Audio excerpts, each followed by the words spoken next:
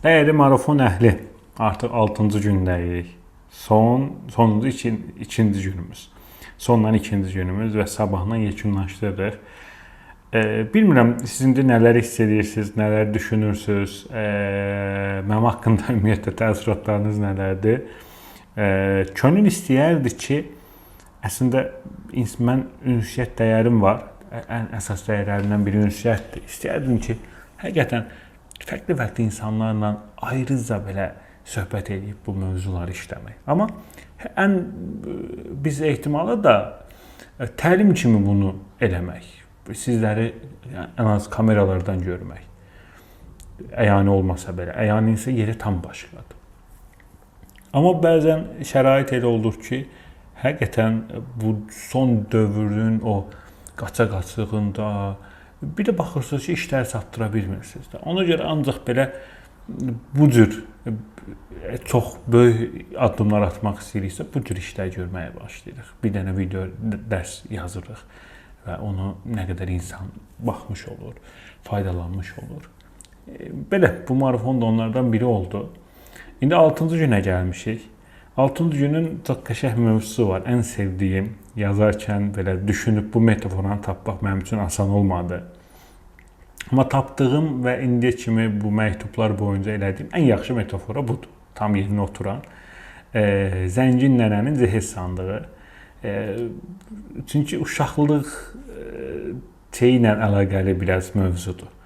Nənələrin o həmişə sirri olub o sandıq və s. Onun üçün mənə ən doğma gələn məktub budur.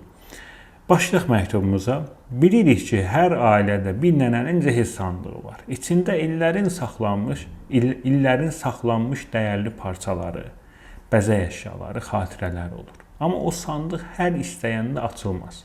Kimə, nə zaman, hansı məqsəddə veriləcəyi düşünürlər.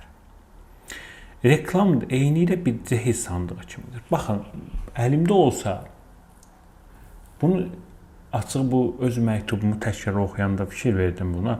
Bundan sonra bu işlədiyimiz sahibkarlarla və s. əslində belə bir dənə qutu eləyə bilərik, reklam sandığı. Ora nənənin sandığı necə olur? Neçə illərlə süzülmüş, çox dəyərli olan, hekayəsi olan şeyləri götürür sandığa qoyur, hər şeyi qoymur. İndi eynən biz də bəlkə bir 100 dənə post paylaşa bilərik. Amma o 100 postu silkələyib baxdığımız zaman sandığa atacağımız, reklam sandığına atacağımız dəyərli parçalar 2 dənə ola bilər, 3 dənə ola bilər. Onu düzgün seçməyimiz çox önəmlidir. İndi baxaq. Reklam da eynilə bir zehir sandığı kimidir. Pulunu xərcləyib reklam açmaq asandır. Amma kimin üçün, hansı mesajda, hansı məhsulla reklam verdiyini bilmədən bu sandığı açsan, elə beləcə boşa gedəcək. Yəni, 120 dənə paylaşımımız var. Biz bir dənə sandıq yaradırıq, reklam sandığı və deyirik ki, bu 100 dənə paylaşımın reklama çıxa biləcəyi dəyərli olanlar hansıları seçirik. Sandıqlıq məhsulları seçirik. Yəni, postları, paylaşımlar demək istəyirəm. O sandıqlıq onları seçib sandığa qoyundan sonra sual bu şəkildə olur. Mən bu sandıqda yerləşdirdiyim A, B, C parçalarım ki var, məzmunlarım ki var və yaxud da videolarım ki var. Bunları kimlər üçün, hansı mesajdan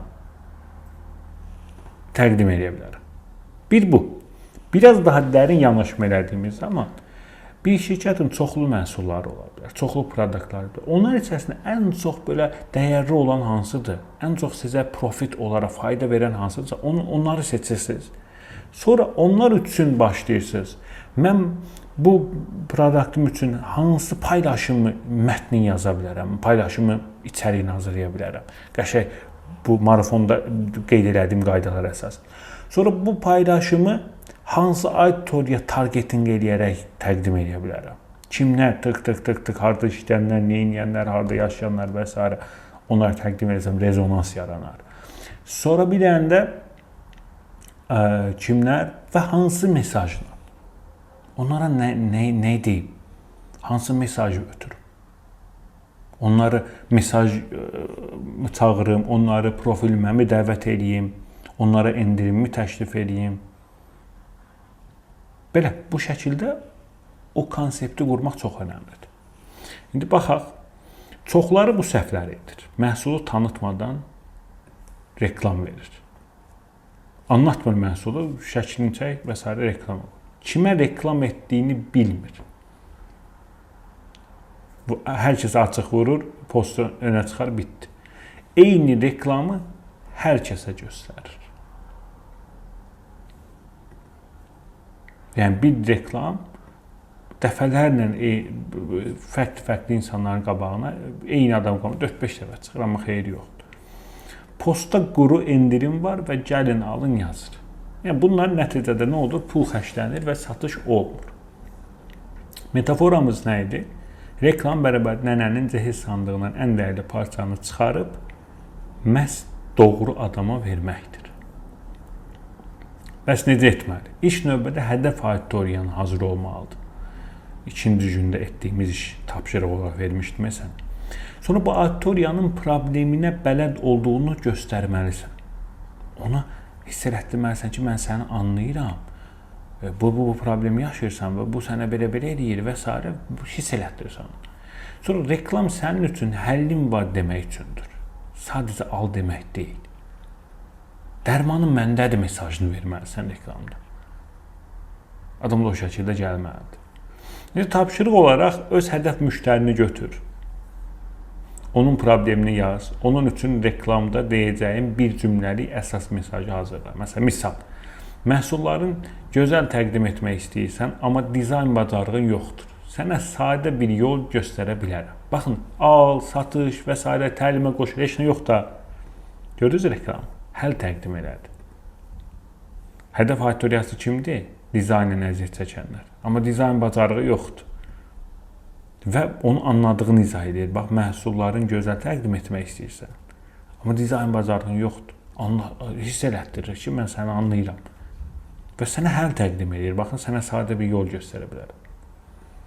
Təsvir elə, problemi izah elə, sonra da həlli təqdim elə. Yəni, satış, al, sat, nə bilim, filan şeylə bu ifadələrdən sonra həll göstərə bilərəm də və s.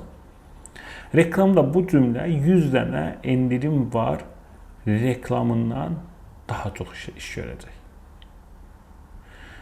Belə. Bitdi bu hissədə. Sabahda son addım atacağıq. Bir dənə check-up eləyəcəyik.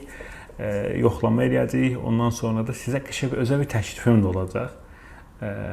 Belə, sabah önəmli bir gündür, final günüdür və maraqlı bir gündür. Haydi, sabah görüşək.